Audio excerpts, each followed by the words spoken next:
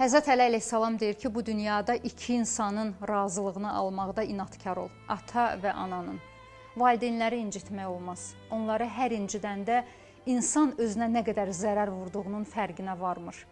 Xoşbəxtliyə gedən qapıları bağlayır. Valideynin övladdan narazılığı.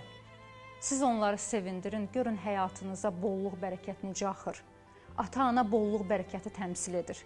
Valideynin övladdan razılığı insanı işıq sürəti ilə artırır.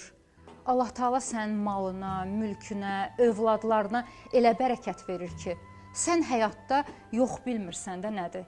Sağına baxırsan, sevinirsən, soluna baxırsan, sevinirsən. Ata-ananın bizə xeyri var ki, ziyanı yoxdur. Bütün günü əlləri göydə bizi dua edirlər.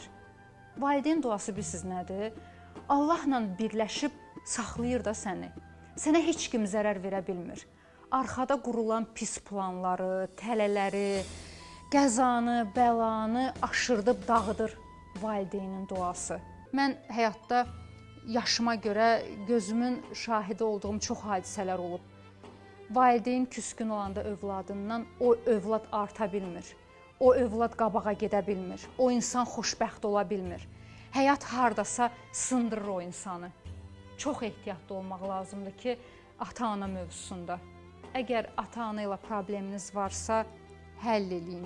Yollarınızın açılmağını istəyirsinizsə, xoşbəxt olmaq istəyirsinizsə, valideynləriniz sizdən razı olmalıdır.